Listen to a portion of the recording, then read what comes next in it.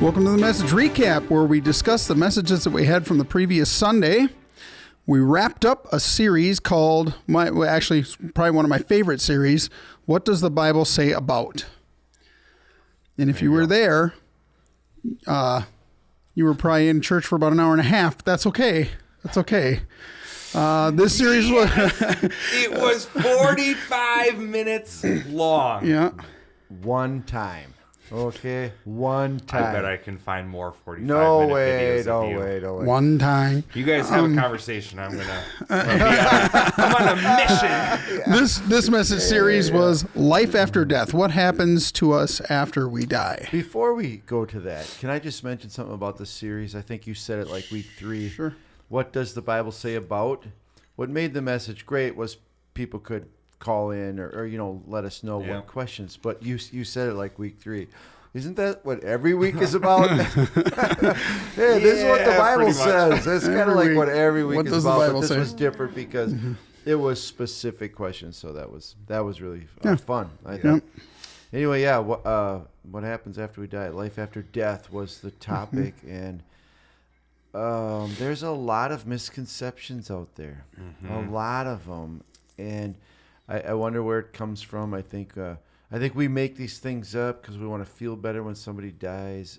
But it was good to take a look at what does Jesus say, and that was pretty much not even the Bible. We really went to what does Jesus say about life after death, and he talked about it quite a bit. And so it eliminated a lot of those false beliefs. We don't turn into angels was one. We can't. And I was really afraid. You and I talked about it. Really afraid to hurt people who think that their loved ones are talking to them or sending signs. Sending signs. Yeah. And, Jesus made it pretty clear in talking about people who have died that they can't do that. And there isn't this connection, and I'm sorry about that. And another I really, really hard to talk about is the fact that not everybody goes to heaven. I think heaven is a great place, but hell is a great place in the opposite way. I always think of heaven and hell. Heaven is the perfect reward. Hell is the perfect punishment. And, we don't want to go there. We don't want to talk about it much. We address a little bit of why we don't want to talk about it much. It's a horrible thought. However, it is our responsibility as a church to tell people what the Bible says. This is what Jesus said, and this is what we're going to believe. This is the way it has to be. Hell's so it's very not tough. Closed. No, hell is not closed. And my gosh, I remember when that happened and hearing about it over the years, and what? Where did these people get this from? How did they pass through? I mean, I know all the other ones. How did they pass through their schooling or their licensing or whatever? Blatantly disregarding plenty of biblical evidence. I didn't mention this yesterday or on Sunday, but Jesus actually mentions hell more than heaven. Yeah. So it is very real. It is a real place. And I think in the message we made it very clear that hell is where everyone goes except those who put their faith in Jesus. So it's the opposite of what we think. Everybody goes to heaven. Everybody goes to a better place. We need to know the truth. And that's just not true. You brought it up in the message because we've both done a lot of funerals and been to a lot of funerals. And it is amazing to hear how much stuff people make up. Yeah. About, I saw this bird and I knew it was grandma. Or, they were a pretty good person. Or all the time. Well, they believed in God. Okay. Even the demons believe in God and shudder. Yeah. So wait a minute. I don't know if it's, I know part of it is just not being informed, not understanding. But sometimes I think our emotions, in the middle of that grief or losing somebody, you're just trying to grasp for anything. Right. Yeah. But, I think that's where it all wide comes. is the gate. That's where it all comes from.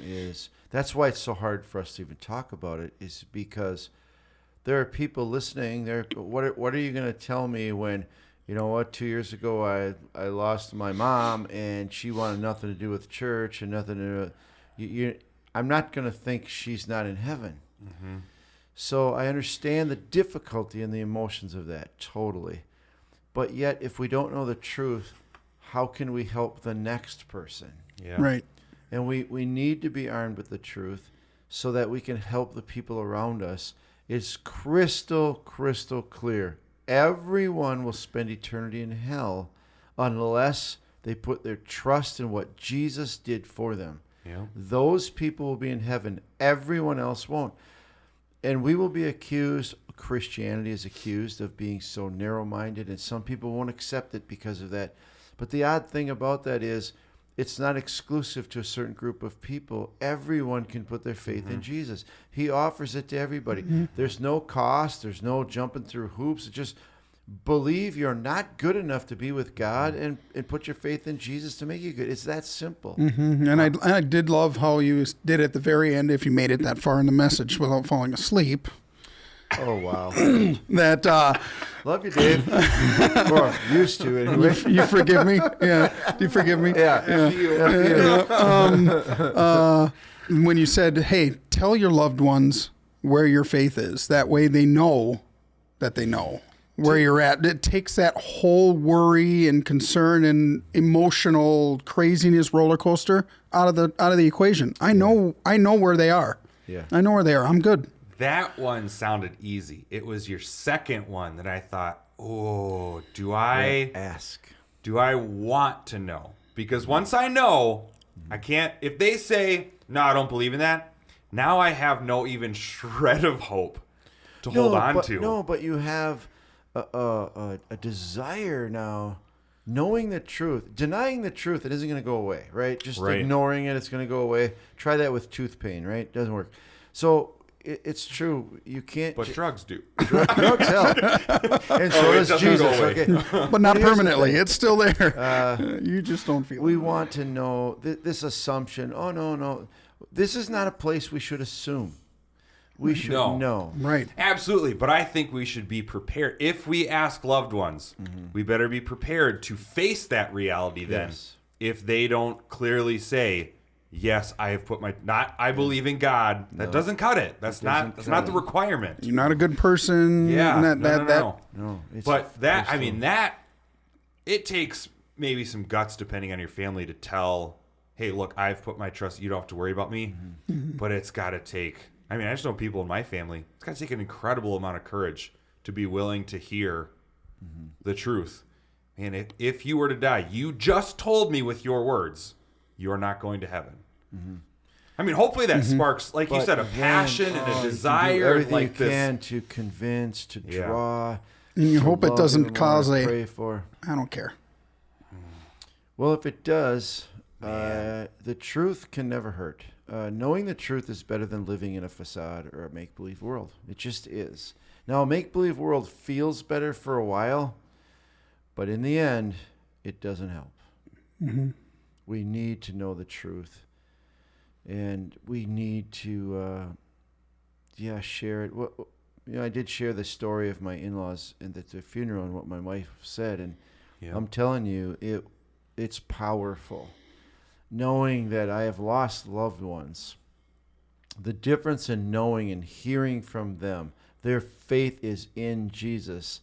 They have a relationship with God. When they die, I'm telling you, it's always hard, but this is 1,000 times easier.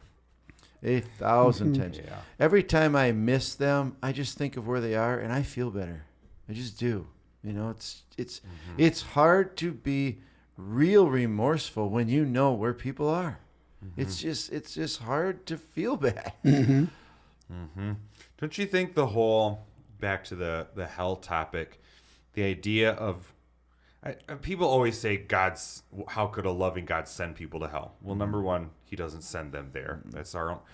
But don't you think God is so loving, he allows us to make our own choices? Like, isn't that that's where my brain goes. Anytime somebody brings up that concept or like that argument against Christianity is like, no, wait a minute. He is so loving. He lets me make my own choices. Yeah. What could be more loving than that? I mean, otherwise you'd be like like in a person-to-person relationship. Love me, Dad. I'm gonna make you Right. be like a creepy stalker sort of person, right? Yeah. Right. I always think, besides love, I always think of it this way. God respects us so much that he wouldn't think we're too dumb. He wouldn't think that we're unable. He says, hey, I respect you so much as being created in my own image and in my own likeness that I am not going to make you do anything. And talk about love. Our own decisions make us unright with God. And he's the one who took all of the penalty for all of us. It's simply, I'm here for everybody. Talk about love. This is why God doesn't send anybody to hell. Yeah. Because I paid the price for every one of you. You can have it if you want it, and you can reject it if you want to. Yep. What more? How much more love can you have than Yeah. that? Yeah. Oh boy, life after death. And honestly, I don't get. We talk about this a lot. I don't understand any rational human being rejecting what Jesus did for them.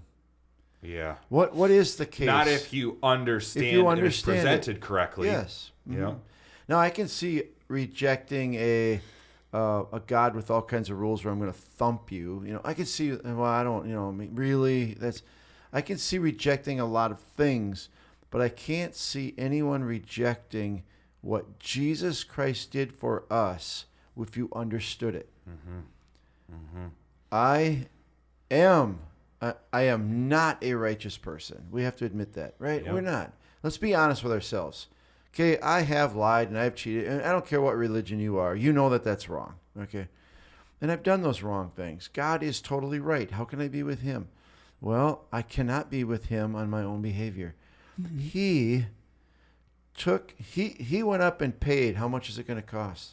It's going to cost your life because I'm righteous and you're not. He paid it, said, hey, anybody come on in if you want. But doesn't mean hell is closed. You can say, I don't want. Yeah. I That's don't want your that choice. Publishers Clearinghouse check. Yeah, I don't want it. Okay. Well, I'm not gonna deposit it in your bank then. I don't understand somebody saying I don't want it though. I just don't. Yeah. What about it don't you like? What about somebody giving their life for you so that you can have a relationship that is fulfilling, forgiving, graceful? Life changing, What eternity about saving. that don't you want? I think the answer to that is most people have been misinformed about Yes, what it is. I would agree. What I don't want is religion. Yeah. I don't want that. Guess what? Yeah. He didn't offer that. Oh, weird. Seems like the church has made it into that. It sure has. I got to act a certain way. I've got to do certain things. That's the hoops you got But to jump through. What we know, and everybody needs to know, what the Bible says is this. God says, I know you can't. Therefore, I'll pay the price for you. You know, it's like if you could And be not- good enough, if you could act right, Jesus went through a whole lot of mess for nothing. And not pay the man. We're just getting into whatever Yeah. our message recap next week is going to be, but that's all right. Not just pay the price to get you started and then you go from there. Right. I got you off on the first foot. You're on the right path now. You Right. just keep doing it and keep it up. Actually, we No. should add. No, that's not it either. If somebody's watching this message from last week, to know that I never mentioned how or what to do, it is very important they either come to Easter or watch the Easter message because that is number 2, really, of the whole what happens after you die. But it is a new message series. Yeah, totally, Yeah. totally. Yes. But And my goal is to only speak 20 minutes. there's no way, and you have never spoke just 20 minutes, ever. Ever. He's got all the info. Oh, You think you can just speak 20 minutes? Well, fine if you don't want to do it. That's all right. he did put 50 on it. Yeah. Oh boy. But you know what? I know that he'll do anything for $50. Yeah. He'll speak for 10 minutes. Double it. He will actually say, yeah, and what I want to do right. And then walk off. And Hey, walk thanks out. for coming to Easter. See you next week. You wouldn't just walk up there. Hey, good morning. He is risen. Thanks for coming. He's risen indeed. Yes, he has, and it just. I will say my goal is a 50-minute service. Yeah, that's good. Which means, with extra stuff we're doing, it's going to have to be about 20, 25 minutes. So when you said anyway, 45 minutes long on Sunday, are you saying that was after the music? Was that including your 10-minute recap thing? And mine was only 6. Thank you very much. Your message portion, not even including the intro clip, because I forgot to put that on. Yeah. Was 45 minutes. Would have been 46 with the intro. I was standing clip. in the back next to one of the camera people, and we were already 3 or 4 minutes over. And you go, I just got one more story, and he looks at me and and then you kept saying just one more thing, and then you went to your in-laws, and then you went to we gotta tell, and then you went to we gotta ask. Every time you started something new, we were like, just so we all know the truth. Now here's coming up. Here's the truth. Okay. I looked for you. I knew you were coming up to pray when I'm done. I mean, not coming up to. You were coming up to do the announcements, and I didn't see you. So I thought I better keep going until he's here. Otherwise, it's gonna be an awkward moment. So you know what? I'm gonna keep talking until I see him here. Because if I end right now and pray, nobody there. That sounds like your truth. That doesn't sound like the truth. I can just. But that's fine. That's fine. All right. Okay, fine. Oh, how long was the first service? I don't know. I didn't. Probably copy that. 40. Probably 40. It was 5 minutes shorter than the second service. Yeah. Oh well. Yeah. I get one a lifetime. One a Never in my lifetime. lifetime has it been 45 minutes. Go ahead and wrap it up. I'm gonna Okay. hop on YouTube real quick. All right. Yeah, he's gonna go check that out.